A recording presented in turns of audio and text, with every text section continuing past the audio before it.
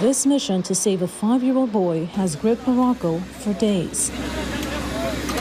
Rayan fell into the bottom of the well while playing outside on Tuesday. He's been trapped ever since. The well is in the town of Bab Bered. It's 32 meters deep, but its base is too narrow for rescue workers to go down and reach him. They've cut a hole into a hill next to the well, hoping they can dig a horizontal tunnel to get the boy. They turned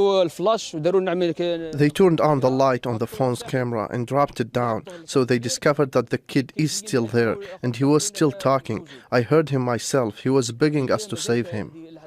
The weather is cold, and it's unclear whether the boy has taken any food, water, or oxygen that's been channeled to him. I hope he will come out of this okay. It's like one of our own children has fallen.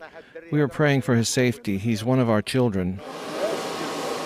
The hills have turned into a construction site, with hundreds of people surrounding the area anxiously waiting for Rayan to be rescued. Millions in Morocco are watching the operation unfold live on television. On social media, support is also growing. Rescue workers say they're getting closer to the boy, but there's a risk of a landslide.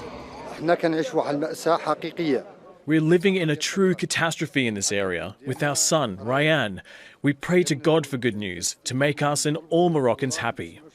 A helicopter is standing by to take Rayan to hospital.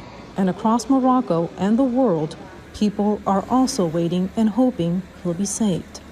Katia Lopez of Al Jazeera.